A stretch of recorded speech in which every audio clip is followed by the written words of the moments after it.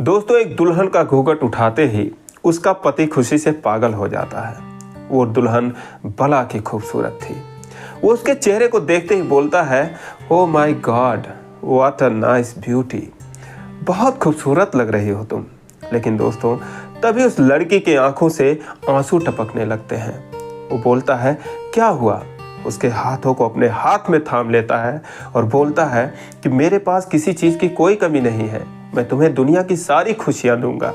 दोस्तों, तभी वो लड़की कहती है कि आज की रात आप मुझे जितनी खुशियाँ देना चाहो दे दो, मुझसे जो भी लेना चाहो ले लो, आपका मुझ पर पूरा हक है, लेकिन कल मेरी लाश को मेरे मायके भिजवा देना। ये बहुत ही अद्भुत कहानी है, बहुत ही अनोखी कहानी है। आइए जानते हैं पूरी कहानी इस वीडियो में। लेकिन वीडियो में आगे बढ़ने से पहले बस एक ही रिक्वेस्ट कि आप वीडियो को लाइक कर दीजिए, चैनल को भी सब्सक्राइब कर लीजिए ताकि मेरा हौसला बढ़ता रहे। दोस्तों, ये कहानी है उत्तर प्रदेश के जिला बस्ती की। एक थाना लगता है गौर, और उसी गौर थाना के एक क्षेत्र से 4 लड़कियां रोज कॉलेज की पढ़ाई के लिए बस्ती शहर जाया करती हैं।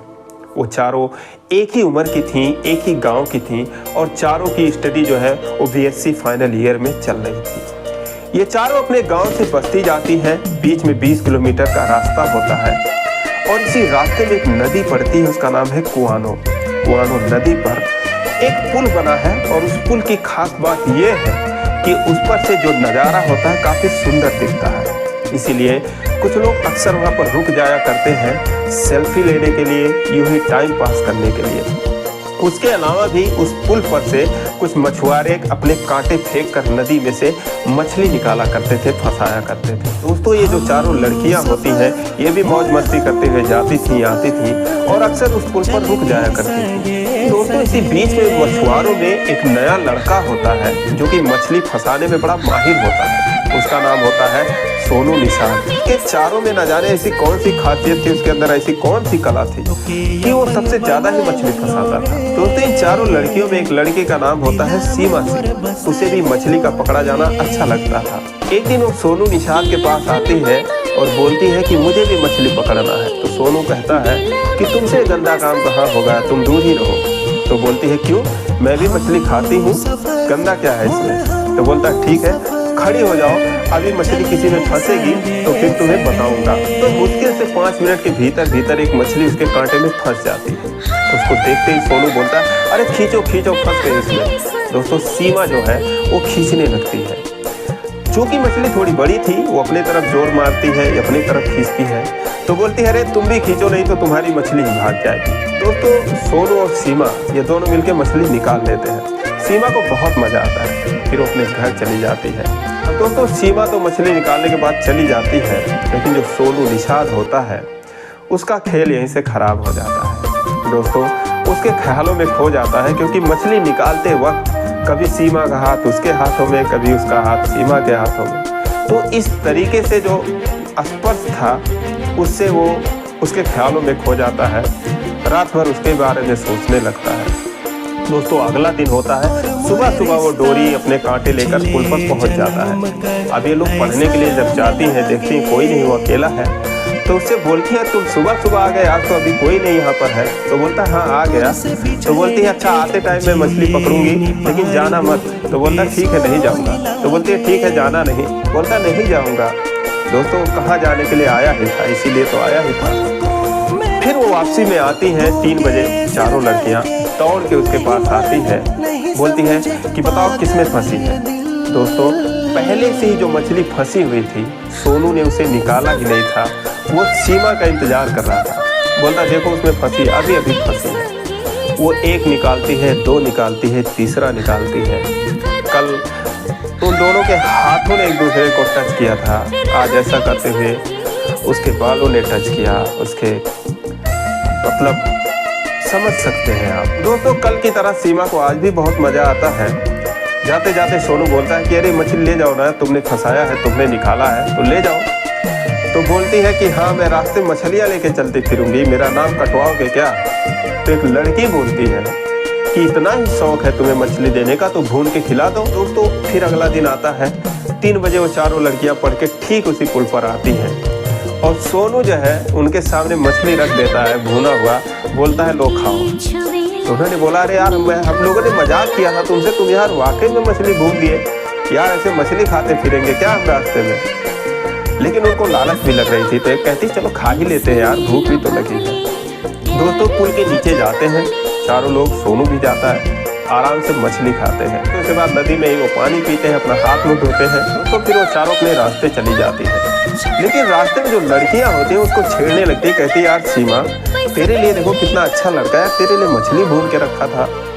सीमा झल्ला जाती, बोलती है कि मैंने सिर्फ खाया, तुम लोगों ने नहीं खाया, मैं तो खा भी नहीं रही थी यार, तुम ही लोगों ने फोर्स किया तो मैंने भी खा लिया। तो बोलती है ठीक है गुस्साती क्यों है, लेकिन लड़का अच्छा है, तेरे लिए ही रखा था वो। दोस्तों कहते हैं कि पहला प्यार किसी से भी हो जाता है। सीमा की फ्रेंडों ने उससे मजाक किया था लेकिन उसने इसे सीरियस ले लिया। वो घर जाने के बाद वो भी सोनू के बारे में सोचने लगी, तो उसे भी थोड़ा थोड़ा एहसास होने लगा, उसको भी थोड़ी थोड़ी उसके अंदर भी थोड़ी थोड़ी फीलिंग होने लगी। तो फिर अगला दिन आया, वो कॉलेज के लिए निकलती हैं, पुल पर पहुंचती हैं, रोज की तरह सोनू वहाँ पर खड़ा था। सीमा उसको देखकर मुस्कुराती है, बोलती आके मिलती हूँ, जाना मत। दोस्तों फिर 3 बजता है, चारों फिर आती हैं, सोनू के पास आती है और सीमा कहती है समोसे खाओगे? सोनू बोलता है समोसे? तो बोली हाँ लाए हैं तुम्हारे लिए। तो बोला मेरे लिए किस लिए लाए यार तुम लोग समोसा? खैर वो लोग खाने लगे, उसी जगह जाके पुल के नीचे कुछ और भी लाए थे। खाते खाते सीमा ने कहा कि तुमने हमको मछली खिलाया था, हम तुम्हें समोसा खिला रहे हैं। सोनू ने कहा मैंने तो मछली पकड़ना भी सिखाया तुमको, तुम हमें क्या सिखा रहे हो? तो लड़कियां कहती हम क्या सिखाएंगे तुमको, हम पढ़ाई करते हैं, पढ़ लो कुछ हमसे। तो बोलता मैं भी पढ़ा लिखा हूँ, ऐसी बात नहीं है, मैंने डी फार्मा कर रखा है लखनऊ से, अभी अभी मेरी पढ़ाई पूरी हुई है। वो हैरान रह जाती है, बोलती हैं फिर तुम मछली क्यों मार रहे हो? बोलता है मेरी मम्मी की तबीयत खराब है, डॉक्टर ने कहा है कि मछली वगैरह खिलाया करो, तो इसीलिए मैं मछली मारता हूँ। और मेरा कास्ट भी यही है, मेरा नाम है सोनू निषाद, बगल का ही गांव जो बेतौहा है। तो बोला कि मैं बेतौहा का ही रहने वाला हूँ, जात का मल्लाह हूँ, इसलिए मछली मारता हूँ, पकड़ता हूँ, कभी कभी वैसे मेरे पिताजी मारा करते हैं। दोस्तों मात्र 2 ही 4 दिनों की मुलाकात के बाद सीमा और सोनू एक दूसरे को चाहने लगते हैं। दोनों एक दूसरे का नंबर ले लेते हैं, एक दूसरे से बातें करते हैं। उस पुल पर बातें मुलाकातें होने के अलावा वो अन्य जगहों पर भी मिलने लगते हैं। लेकिन दोस्तों कहते हैं कुछ भी हो प्यार छुपाए से छुपता नहीं है। किसी तरीके से सीमा के घर वालों को ये बात पता चल गई। उसके जो घर वाले थे दबंग किस्म के आदमी थे, उसके पिता ठेकेदार हैं, उसके जो चाचा हैं वो भी ठेकेदार हैं, उसका जो बड़ा भाई है, ये सारे लोग पूरा खानदान ही, वो पूरा गांव ही, जिस गांव के लोग होती हैं चारों लड़कियां, वो गांव ही दबंग किस्म का है। और दोस्तों उसके बाद 4-5 लोग एक दिन गाड़ी से पहुंचते हैं पुल पर, और पहुंचते ही सोनू पर लात घूंसों की बौछार कर देते हैं। वो समझ नहीं पाता मुझे लोग क्यों मार रहे हैं। 4 लोग और थे, वो डर के मारे बगल हो जाते हैं। तो उनमें से एक आदमी जो है बोलता है कि अपनी औकात में रहो, ज़्यादा इश्कबाजी करने की कोशिश की मार के फेंक दूंगा, किसी को पता भी नहीं चलेगा बेटा, अभी तुम जानते नहीं हो हम लोगों को। दोस्तों समझ जाता है, उसके बाद पुल छोड़ देता है कुछ दिन के लिए। लेकिन क्या किसी ने खूब लिखा है कि कर दे मुश्किल जीना इश्क कभी ना। दोस्तों जो हाल सोनू का था उसके बिना, वही हाल अब सीमा का भी था। दोनों एक दूसरे से मिले बिना एकदम बेचैन हो रहे।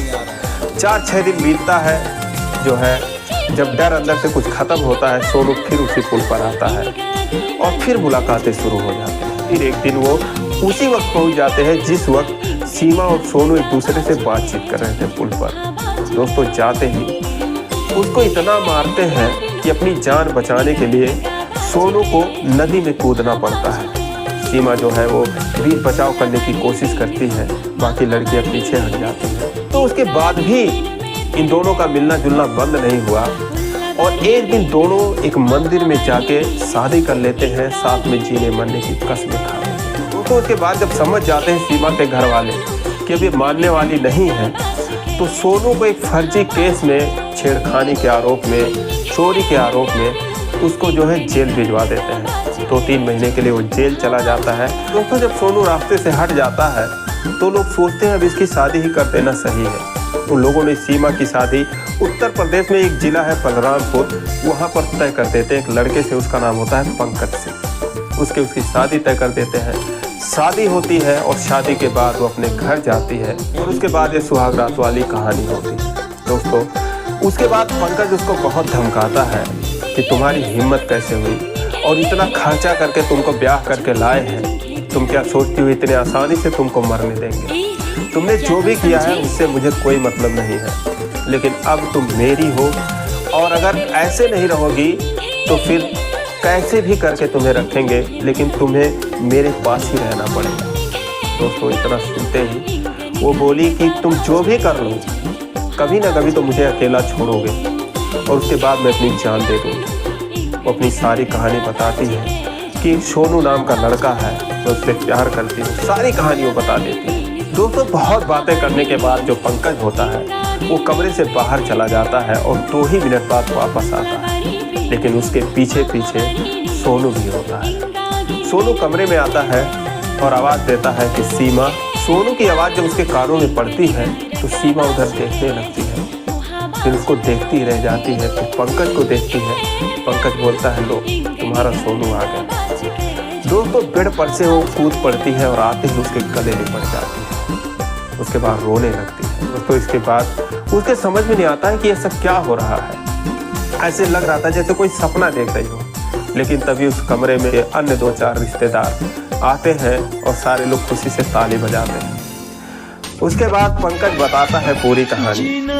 अब सीमा के समझ में नहीं आता है सब क्या हो रहा है, क्या उसके साथ कोई चाल चली जा रही है, सब क्या हो रहा है, लेकिन पंकज उसके बाद सारी कहानी बताता है। तो उसी दिन सोनू जो है वो जमानत पे घर आता है, शादी वाले दिन ही, और उसके बाद उसके कार्ड में उसका एड्रेस पता देखता है तो सीधा बलरामपुर पहुंच जाता है गाड़ी बुक करके। और वहाँ जब देखता है तो जो पंकज होता है लखनऊ में उसके साथ ही पढ़ता है। वहाँ जाता है तो पंकज भी हैरान हो जाता है, यार मैंने तो इसको बुलाया नहीं था, मेरे कुछ दोस्त आए जरूर है लेकिन मैंने इसको बुलाया नहीं था, कहाँ से आ गया, कैसे आ गया? फिर भी वो कहता है, अरे सोनू भाई आ गए आप, चलो बड़ा अच्छा हुआ यार, बड़ा लेट आए। लेकिन सोनू गुमसुम सा रहता है, बोलता क्या हुआ भाई? फिर वो उसको सारी कहानी बताता है कि देखो भाई ऐसी ऐसी बात है। उसकी कहानी सुनने के बाद पंकज बोलता है, देखो यार ये शादी वाले दिन ऐसे दिल तोड़ने वाली बात मत करो, मैं भी उस लड़की को बहुत पसंद करता हूँ और जब तुम इतना प्यार करते थे और वो तुम्हें इतना प्यार करती थी, तुम बताए भी थे 1-2 बार कि हाँ तुम्हारा किसी लड़की से चक्कर चल रहा, तो तुम शादी क्यों नहीं की? फिर वो जो है बोलता है कि मेरे ऊपर क्या क्या बीती है, मुझे मारा गया 2-2 बार, मुझे जो है जेल भिजवा दिया गया फर्जी केस में। उसके बाद पंकज सोच में पड़ जाता है, उसे कुछ समझ में नहीं आ रहा था। फिर वो अपने पापा को बुलाता है और ये तीनों लोग अकेले में बातें करते हैं। तो सोनू के हाथ में कागज का टुकड़ा होता है जिसको जो है अपनी सहेली से सीमा उसके घर पे भिजवाई रहती है। उसमें लिखा होता है कि तुम जेल में हो, मेरी शादी हो रही है, लेकिन मेरे माँ बाप का जो मुझ पर अधिकार है उसके अनुसार मैं तो शादी कर लूँगी, लेकिन अगले दिन मेरी लाश मेरे दरवाजे पर होगी, ये मैं तुमसे वादा करती हूँ। दोस्तों, जब ये कागज वो लोग देखते हैं तो सोच में पड़ जाते हैं, बोलते हैं कि अब क्या किया जाए इसमें। अगर तुम्हारी शादी उससे होगी नहीं क्योंकि तुम्हारे साथ इतना कुछ हुआ है, अगर तुम फिर जाओगे तुम्हें मारेंगे पीटेंगे, तो लोग प्लान बनाते हैं कि ये बात किसी को ना बताई जाए, जैसे शादी हो रही होने दो, तुम शादी मंदिर में कर ही चुके हो, तुम्हारा पहले ही हो चुका है, मेरा जो भी है तो समझो फर्जी। मैं शादी करने के बाद लाऊंगा और उसके बाद भाई उससे पूछूंगा कि वो वाकई में तुमसे प्यार करती है। उसके बाद अगर वो तुमसे प्यार करती है तो तुम्हारी पत्नी तुम्हें भूल जाएगी। दोस्तों, ऐसा ही होता है। पंकज उसे लाख समझाने की कोशिश करता है कि उसे भूल जाओ, ये करो वो करो, लेकिन वो लड़की अपने बात पर एकदम अटक रहती है सीमा। उसके बाद दोनों एक दूसरे से मिलते हैं और उसके पिताजी बोलते हैं कि अब तुम्हारा कोई कुछ नहीं कर पाएगा। उसके जो पिता होते हैं जाने माने वकील होते हैं, बोलते हैं कि मैं अगर कुछ वो लोग करेंगे तो मैं तुम्हारे तरफ से केस करूँगा। दोस्तों, आखिर में सारे लोग ताली बजाते हैं, खुशियाँ मनाते हैं, सब कमरे से निकल जाते हैं और पंकज और उसके दोस्त वहाँ बसते हैं। वहाँ पर सीमा रहती है, वहाँ पर सोनू रहता है। तो सोनू जो कहता है पंकज से कि भाई मैं तुम्हारा एहसान जिंदगी भर नहीं भूल पाऊंगा पंकज कहता है, साले जाके हनीमून मनाओ, दिमाग मत खराब करो, और ऐसी लड़की मुझे चाहिए, मेरे लिए भी तुम ढूंढ के कहीं से भी लाओगे, मैं कुछ नहीं जानता। दोस्तों उसके बाद सारे कमरे से बाहर निकल जाते हैं और ये एकदम सच्ची कहानी है, एकदम हकीकत कहानी ऐसे ही हुआ है। 2021 की ये कहानी है, लेकिन अक्सर ऐसी कहानियाँ ना तो मीडिया में आती है ना तो पेपर में आते हैं। मुझे पता चली, मुझे लगा आपसे शेयर करना चाहिए। आप भी कमेंट करके जरूर बताएं ये कहानी कैसी लगी, और जरा से भी अच्छी लगी हो तो आप चैनल को सब्सक्राइब करना, वीडियो को भी लाइक करना। फिर मिलेंगे अगले वीडियो में, तब तक के लिए बुला ले रे रब्बा, मेरे महबूब से तू मिला।